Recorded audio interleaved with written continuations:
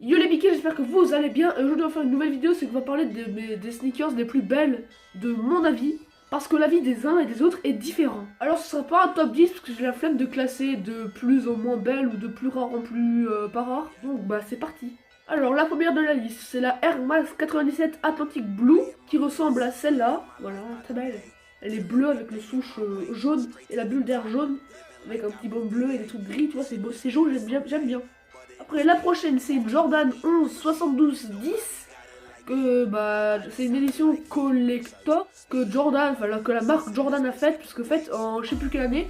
Le record de la saison des Bulls était de 72 victoires pour 10 défaites, ce qui est pas mal et que Golden State a malheureusement réussi à battre. La prochaine c'est une Air Max 0 B True. Encore une fois, désolé pour les anglais qui regardent cette vidéo, je ne parle pas très bien anglais. Donc la Air Max B True ressemble à ça. Donc c'est une Air Max One blanche avec la bulle d'air multicolore comme sur la Vapor Max.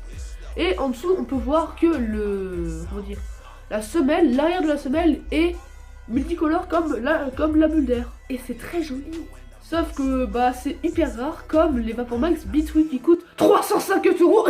Alors la prochaine chaussure, c'est une Ultra Boost Pride entre guillemets Pride qui est une Ultra Boost avec le truc noir au dessus et la semelle blanche. Et où c'est qu'il y a le petit truc, où c'est qu'il y a marqué Ultra Boost, il y a genre plein de couleurs et tout. Je trouve ça très joli. Je sais pas si c'est un custom, je sais pas si c'est une collab, mais c'est très joli quand même. Sauf que le prix il est un peu moins. D'ailleurs, petite devinette, c'est une paire de chaussures que je vous ai montré dans cette vidéo qui sera en unboxing dans 3-4 jours, c'est à vous de voir laquelle. La prochaine c'est une Nike Flying Knit Racer B True à nouveau. Alors déjà que cette paire est vachement magnifique et qu'elle a la technologie Flying, que ta chaussure permet de peser 2 fois moins lourd. Mais j'ai mis, c'est quoi le Flying? Le Flying est une invention inventée par Nike qui permet que ta chaussure soit très légère. C'est du tissu à la base. Je viens de perdre un stylo, je viens de faire le deuxième stylo, mis dans les chaussures de foot pour que le joueur de foot ait un foulé digne de Antoine Griezmann. Sauf que je n'aime pas le foot, donc... On bat les couilles. On bat les couilles.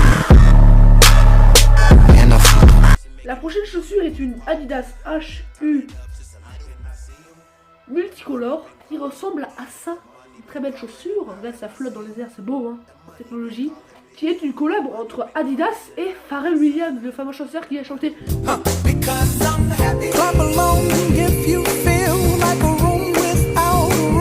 à ce que j'ai lu sur les forums, cette chaussure est extrêmement confortable. Comme que Jordan 23 l'a très bien dit, on a l'impression de mettre notre pied dans une purée de mousseline. Cette collab a aussi donné naissance à la HU, enfin la Human Rails qui coûte 240 €. Qui est très cher, mais le modèle est très beau. La prochaine chaussure est une Vapor Max B True qui est très belle. Alors c'est une Vapor Max comme tu sais qui a une grosse bulle d'air en dessous de la chaussure qui est confortable avec le truc au-dessus qui est bleu, je sais plus comment on dit, et la bulle d'air est multicolore. Ce qui fait que votre chaussure coûtera 350 € monsieur. Par chèque ou en espèces. Alors cette chaussure sur Larry des Stocks, un bon site de sneakers qui vend une Yeezy Zebra à 590 €. Bruh.